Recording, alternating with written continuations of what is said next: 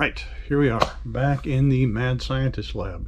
For the past couple of weeks and months, I've been building a tube amp piece by piece, breaking it down from the gain stage, the tone stack or the tone block, the follow-up gain stage, and that's been really fun. I've just been running that to one of my own amps to get a feel for what it sounds like, and it sounds great.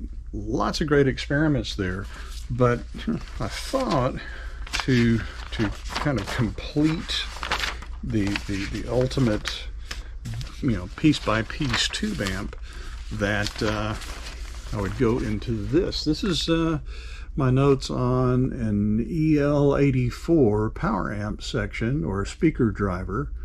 And I did pretty much the same thing. I looked at a bunch of schematics and noticed that it all had about the same topology here. Now this is a single-sided Class A amplifier, which basically means you're running a DC voltage and the valve is working in that DC range. So it's like when you turn on the amp, there's this initial pop because you get this DC current going through the speaker, and then the sound wiggles around whatever that DC level is.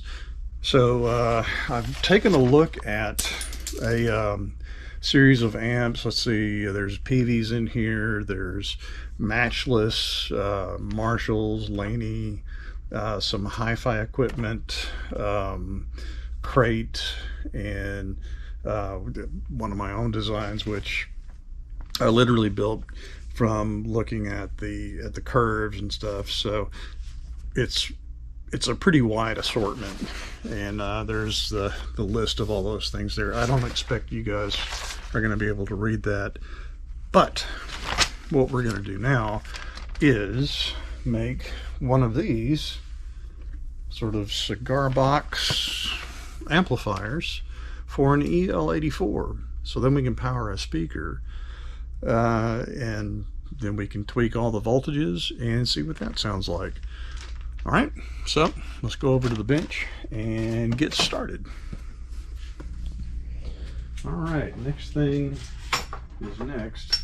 Got a lot of junk on the work table here, and I need to clean this off. But I have yet another King Edward Imperial cigar box, and I've started with a couple of components which should be familiar. I've already put the metal shielding tape to to make this as electrically quiet and noise-free as possible. I've got a couple of tabs here. This is where the power supply will get wired up. I've got my 12-volt center tapped transformer here. I'll be using another AC adapter that will put out 12 volts AC. It'll come into here, it'll get bumped back up to 120.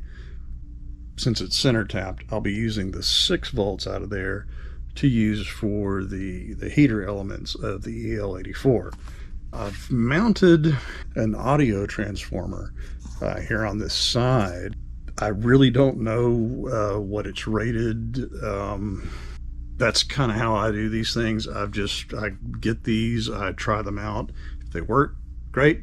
If they blow up, not so great. I haven't lost one yet. So I've got a couple of other things that I need to round up, like the tube socket and a bunch of potentiometers and all that stuff. So, all right, now it's time to lay out a couple of components and clean up this desk.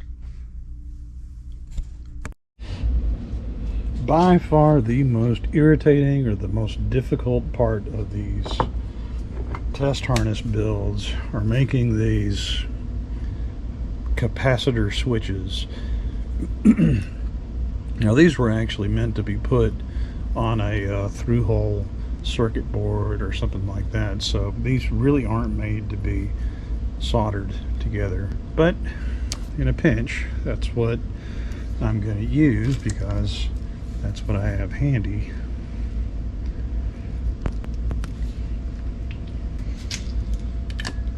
Probably add a ground wire onto here And then I'll move them over to, actually I'll move the tester over here, and I can test the capacitor by flipping the switches, make sure everything's working good. Back in a flash. Now you guys might notice that this set of capacitors is much different than these. These are all electrolytic. These are like your polypropylene or ceramic disc capacitors, and the reason why they're different is not only the values but also where they go in the circuit. These guys, the poly or the disc capacitors, are the input coupling capacitor for the speaker, driver, or power amp phase, and those values are going to go anywhere from 2.2 nanofarad all the way up to about 47 nanofarad. Now switch number 1 doesn't do anything because there's a broken pin there. That's 2.1 nanofarad. So let's add the next one.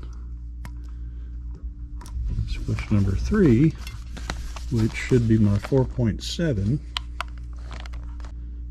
3.7, it's a little low. Switch number 4, that's 10 nanofarads. That's what I expected.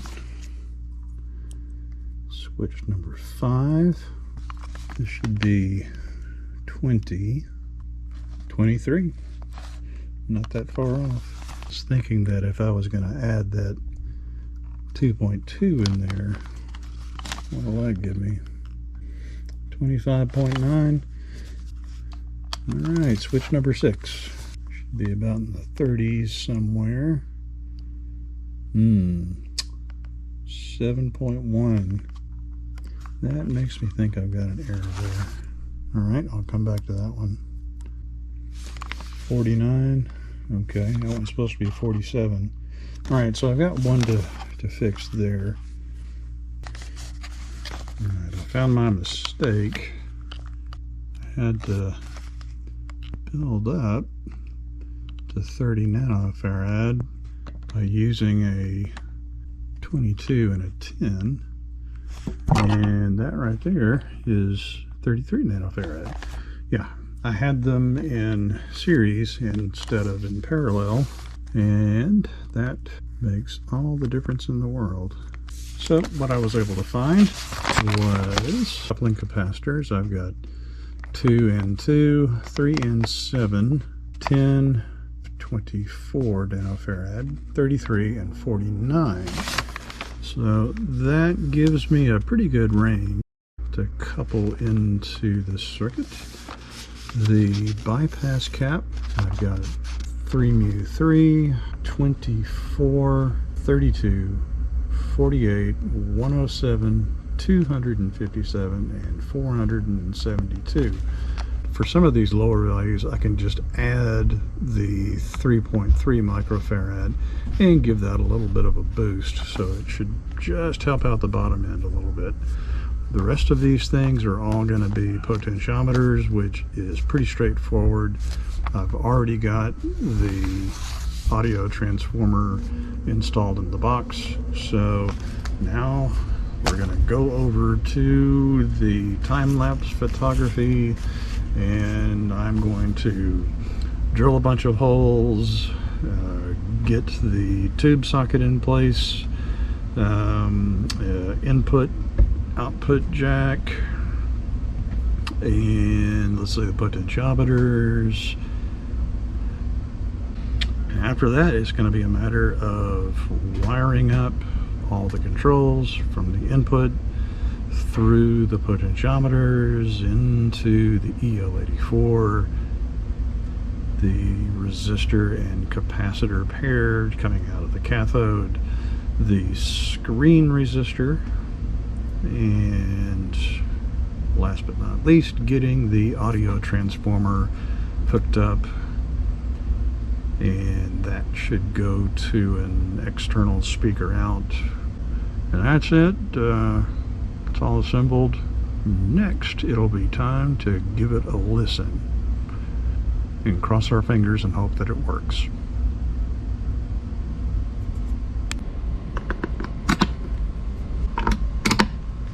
12 volts AC. This is plugged in, so this is live, but it doesn't look like anything has shorted out. It doesn't look like anything is going to blow.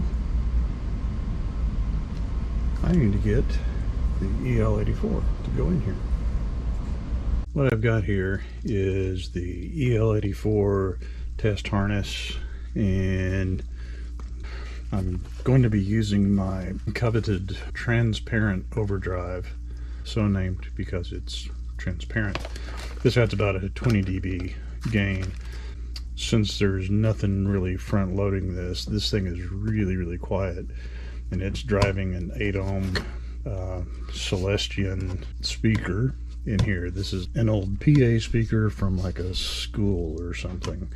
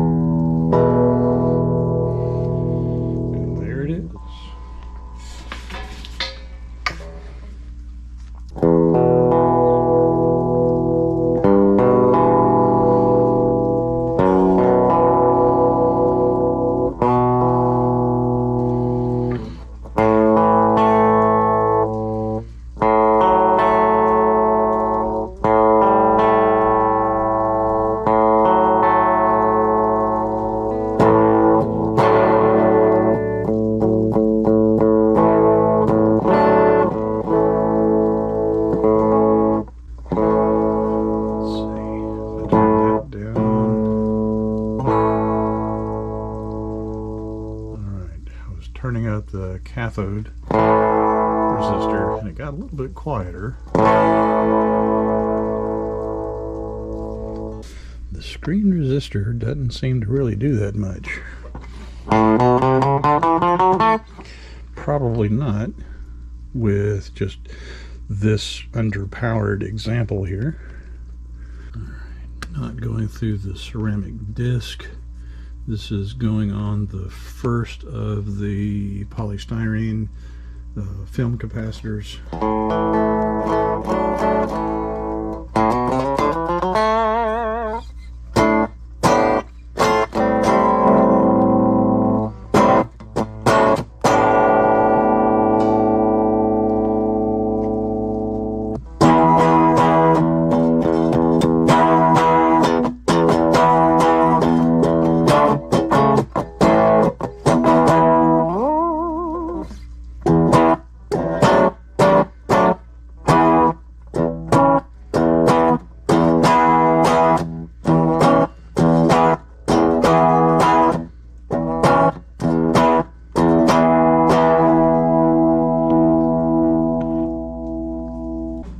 The important thing is that it works, and there's probably several improvements that I can do to this,